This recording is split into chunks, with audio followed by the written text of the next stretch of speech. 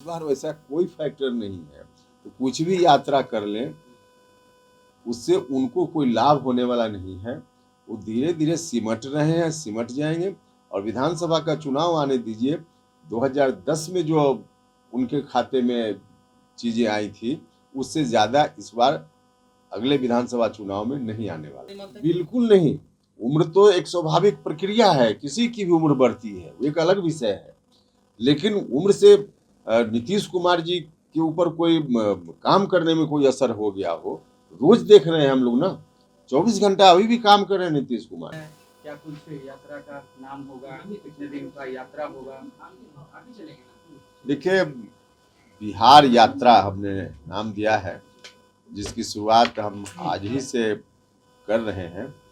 हम अभी पटना से निकल कर जाएंगे अरवल कुर्था, जहाँ जगदेव बाबू का स्मारक है, वहाँ सर झुकाएंगे, उनका नमन करेंगे और वहीं से यात्रा की शुरुआत करेंगे। यह यात्रा क्रमवार तरीके से बिहार के विभिन्न जिलों में, सभी जिलों में होगी।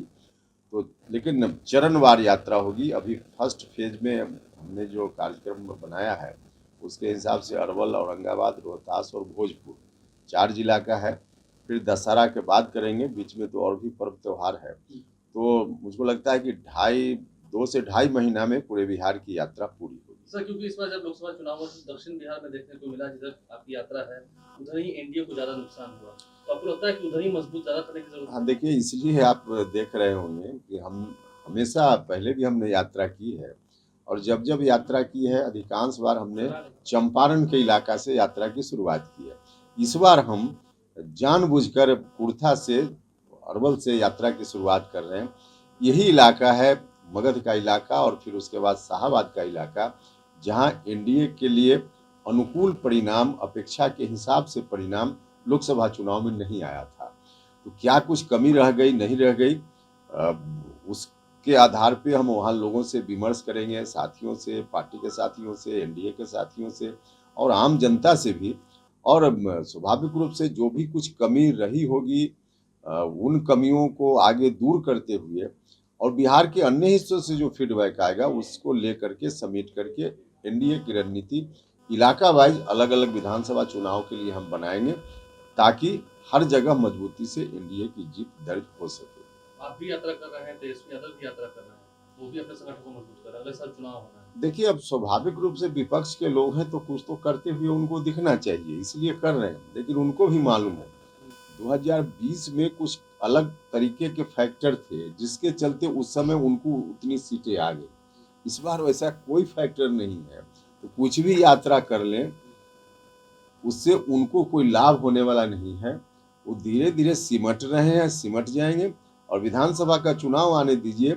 2010 में जो उनके खाते में चीजें आई थी, उससे ज्यादा इस बार अगले विधानसभा चुनाव में नहीं आने वाला है। मुकेश सहनी ने कहा है कि श्री नीतीश कुमार को रिटायरमेंट ले लेना चाहिए, अब उम्र भी हो गया है उनका, काम बिहार में। देखिए, इस तरह की बात जो लोग भी करते हैं, समझ लीजिए कि बिहार के विकास के विरोधी लोग हैं। हमने सुना है, जेडीयू के अंदर से भी यह बात उठी है। यह बहुत ही आपत्तिजनक है। नीतीश कुमार जी का योगदान पूरे बिहार के लिए इतना जबरदस्त योगदान है कि उनकी सेवा की अभी आगे बहुत जरूरत है। और नीतीश कुमार जी दिन रात मेहनत कर रहे हैं। अभी भी कोई नौजवान कितनी मेहनत करेगा, नीतीश कुमार जी उससे ज़्यादा मेहनत कर रहे हैं। हमेशा किसी जिला में जाकर के समीक्षा करना, लोगों के बीच काम करना, तो उनकी ज़रूरत है, काम कर रहे हैं।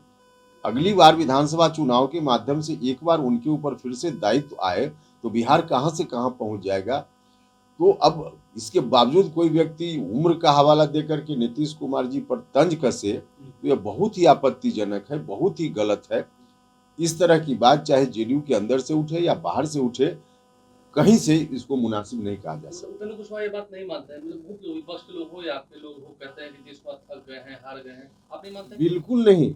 उम्र तो एक स्वाभाविक प्रक्रिया है, किसी की भी उम्र बढ़ती है, वो एक अलग विषय है।